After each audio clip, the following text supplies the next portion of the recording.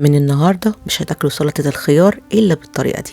النهاردة عاملها لكم بطريقة جميلة جدا جدا وشكلها جديد وتحفة وبصوص كريمي رائع، مفهوش مايونيز بقى ولا في حبشتكنات ولا أي حاجة. الموضوع سهل جدا ودقايق بتكون جاهزة معايا بشكلها القمر ده. بصوا جمالها، يعني هتعشقوها ومش هتعملوها إلا بالطريقة دي. عايزين تعرفوا عملتها ازاي؟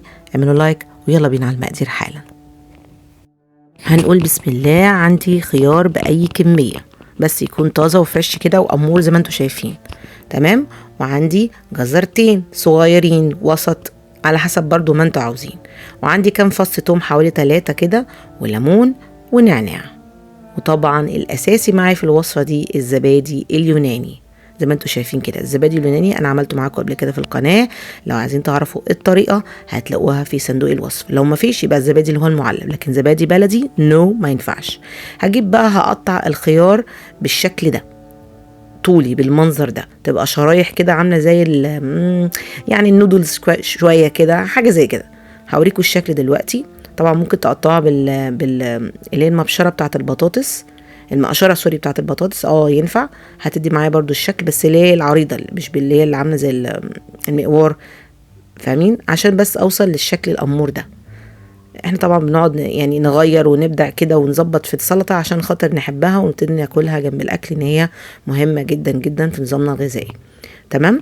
هقطع بقى طبعا بقيه الخيار بالمنظر ده كله، يعني اعملوا منها كميه يا جماعه وشيلوها في التلاجة. كل ما تقعد في التلاجة كل ما يبقى طعمها احلى واحلى واحلى. اوكي خلاص، قطعت الكميه اللي عندي كلها زي ما احنا شايفين بالمنظر ده.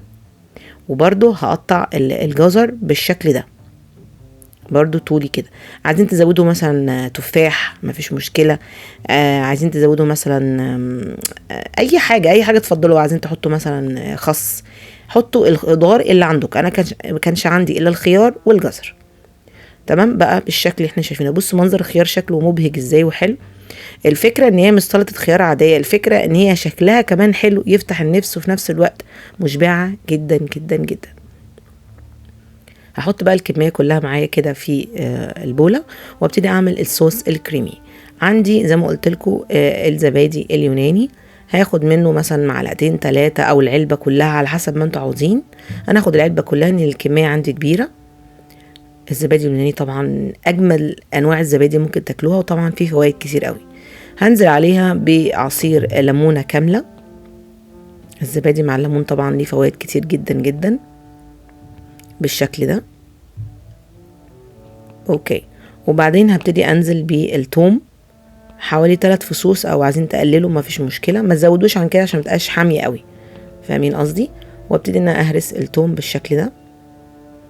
على فكره عملت معاكم انواع سلطات كتير جدا جدا، هسيب لكم ان شاء الله لينك الحلقات دي في صندوق الوصف.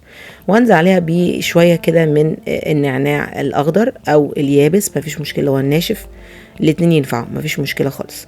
طبعا النعناع ليه فوائد كتير جدا، وطبعا بيعمل دويتو هايل جدا مع الخيار والزبادي. سلطه جميله قوي ومهضمه كده ومنعشه، كل حاجه فيها حلو. وهنزل طبعا بالملح حسب الرغبه، فلفل اسود وتوم وبصل باودر. حطوا برضو الكميه زي ما انتوا عاوزين. دريسنج بسيط قوي مفيهوش اي افتكاسه يعني. ومعلقه صغيره من زيت الزيتون. كمان هنزل بمعلقه كبيره كده من الخل. وبعدين هحط حوالي ربع معلقه صغنونه من عسل النحل. طبعا دي اختياري، مش عايزين تحطوها مفيش اي مشكله، بس طعم حلو جدا مع الزبادي.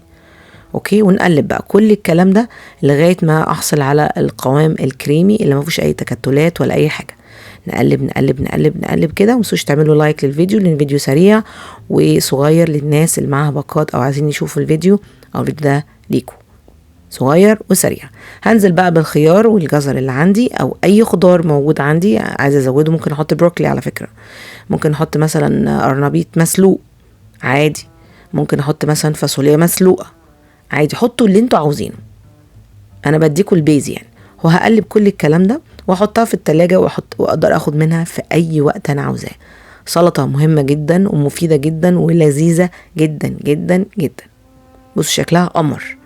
ده تاني يوم بقى كده بعد ما طلعتها من التلاجة هحط جنبها شوية فرنش فرايز كده، طبعا عاملاهم في الاير فراير، وبضاية وافطر واستمتع. نقرب ونشوف احلى تفاصيل.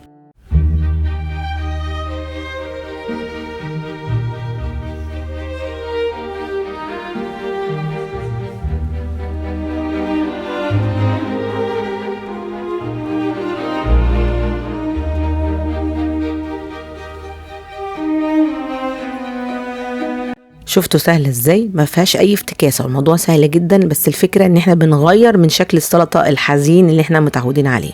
طبعا لو معايا التشوب ستيكس هتبقى احلى واحلى، كأنها كوري كده، حاجة ياباني صيني ما تعرفش ايه، بس يعني الشوكة برضو هتأدي الغرض. بص شكلها امور ازاي، وطعمها جميل جدا، وبقى بنقعد نمضغ فيها، وصباح القرمشة وصباح اللذاذة اللي في الدنيا كلها.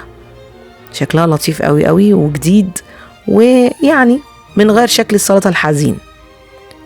طبعا انا باكل فيها ومش قادره امسك نفسي، لان طعمها جامد جدا مع الفرنش فرايز والبيض. ممكن تاكلوها جنب اي حاجه تفضلوها. يا رب تكون حلقتنا تكون عجبتكم، متنسوش بقى باللايك والشير، بحبكم جدا، سلام.